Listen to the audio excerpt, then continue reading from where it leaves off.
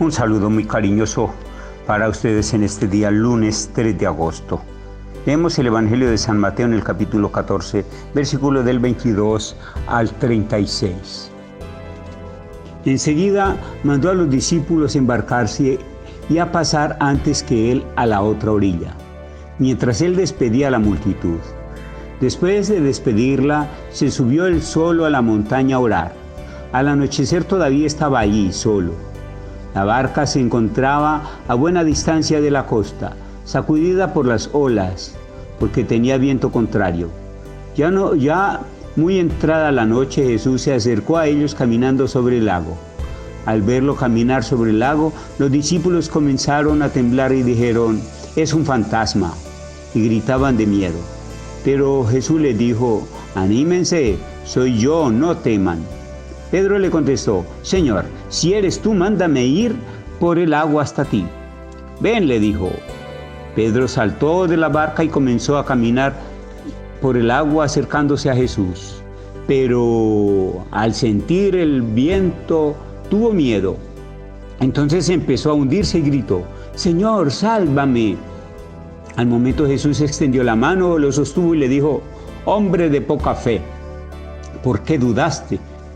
Cuando subieron a la barca, el viento amainó. Los de la barca se postraron ante él diciendo: «Ciertamente eres el Hijo de Dios». Palabra del Señor, gloria a ti, Señor Jesús. Me gusta verificar por este texto que Jesús sí se dedicó tiempo para él solo. Pues su propósito cuando los discípulos de Juan le contaron de la muerte de su maestro. Su intento se vio frustrado cuando la multitud le adivinó a dónde iba y llegaron con anticipación y se puso a atenderlos con toda calma. Un apóstol con una situación de presión tan fuerte como la muerte amenazante de un ser querido no puede tener el 100% de su emocionalidad para una buena acción hacia los demás mientras no lea y justifique la situación que lo rodea. Trabajar de una manera tan intensa como le tocó a Jesús en esta ocasión es trabajar desde un extremo emocional que puede llegar a ser peligroso si no saca tiempo para sí. Pues el texto nos dice que mandó a sus discípulos embarcarse mientras él despedía a la gente y luego subió él solo a la montaña a orar. Descansé. Jesús sabe cuidarse. Sabe dedicarse su propio tiempo y sabe formar en ello a sus propios discípulos. Me parece que es una enseñanza básica en salud y una estrategia muy iluminadora para una acción social sana. Luego nos narra Mateo el episodio del lago. La barca había avanzado mucho, sin embargo el viento le era contrario. Aún así, no sabemos cuánto tiempo estuvo Jesús solo. Ya muy entrada la noche, dice el texto, lo ven caminando sobre el lago. No nos quedaremos en la intención de Mateo al traernos este relato, que quizás con la frase final del relato, «Ciertamente eres el Hijo de Dios», quede resuelta, sino que, fiel a nuestro propósito, nos fijamos en la relación con los discípulos. Al verlo caminar hacia ellos en la noche y sobre el lago, comenzaron a temblar. Los poseyó el miedo. Desde el miedo hicieron cualquier interpretación. Es un fantasma. El miedo los llevó a los gritos.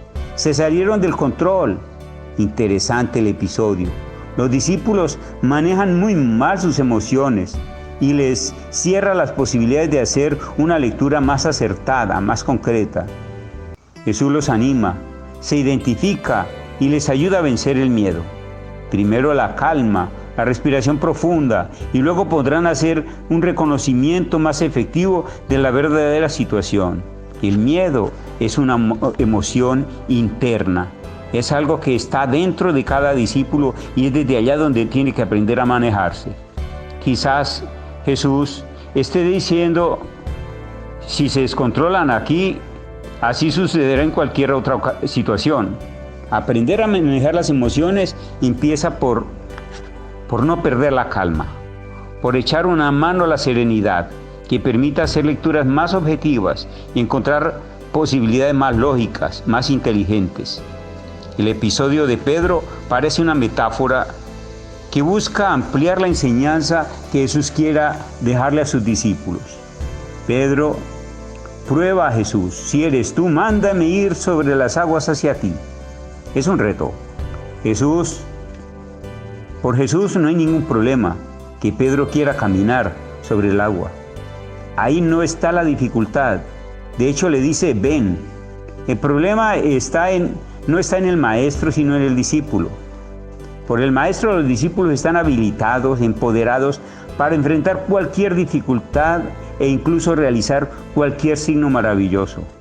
Es el discípulo quien tiene que probar su confianza en el maestro y en sí mismo.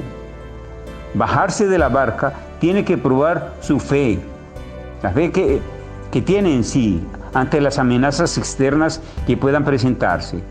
La fe en sí mismo le puede dar una fuerza enorme que le permita resistir a las amenazas externas. En este caso, Pedro empezó a sentir la fuerza del viento, que es un factor externo, y se le despertó una gran debilidad. Las debilidades son internas a cada persona.